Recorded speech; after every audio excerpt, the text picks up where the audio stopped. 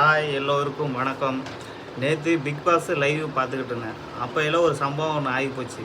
நேற்று லைவ் பார்த்துக்கிட்டு இருக்கும்போது நான் ஒரு சில மெசேஜெல்லாம் பண்ணியிருந்தேன் லைவில். அதுக்கப்புறம் ஒரு 10 நிமிஷம் லைவ் பார்த்துக்கிட்டு நான் அப்படியே இருந்துட்டேன். திடீர்னு பார்த்தா ஒரு மெசேஜ், நான் வந்து சேட் பண்ண மாதிரி ஒரு மெசேஜ் அந்த லைவில் போய்கிட்டு இருந்துச்சு. யாராவது நம்மளது தானே அப்படின்னு செக் பண்ணும்போது பார்த்தா தான் என்னோடய ஐடியிலேருந்து நான் சேட் பண்ண மாதிரி போயிட்டு இருக்குது. பிக் பாஸை வந்து எப்படி ஜியோ ஹாட்ஸ்டாரை வந்து எவனும் இல்லை ஹேக் பண்ணிட்டானுங்களா, இல்லை பிக் பாஸ் டீமே இது மாதிரி ஏதாவது பண்ணுதா, ஒரு சில பேருக்கு சப்போர்ட் பண்ணுற மாதிரி என்னங்கிறதே தெரில. எக்ஸாக்டாக வந்து என்னோடய ஐடியில் நான் சேட் பண்ண மாதிரியே போய்கிட்டு இருக்குது.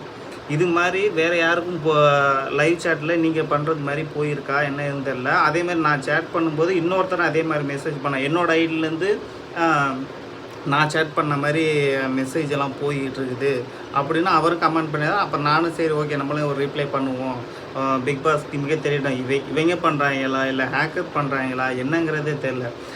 ஆனால் ஒரு சில பேர் நம்மளுக்கு பிடிக்கலை. ஒரு திவாகர் சொல்லலாம், பார்வை சொல்லலாம், ஒரு 2-3 பேர் இருக்கிறாங்க.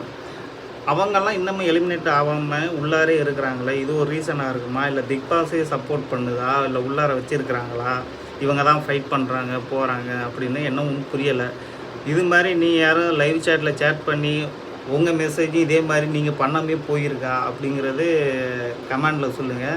இதில் என்ன ஒரு கொடுமைனா, நானே இங்கிலீஷ் கொஞ்சம் தப்பாக டைப் பண்ணுவேன். அவ்வளோ பர்ஃபெக்ஷனாக டைப் பண்ணி ஈமோஜியெல்லாம் போட்டு அந்தளவுக்கு பண்ணியிருக்கானுங்க. இது வந்து பிக் பாஸ் சைடு பண்ணுறானுங்களா இல்லை வேற எவனும் பண்ணுறானுங்களான்னு ஒன்றுமே புரிய மாட்டேங்குது.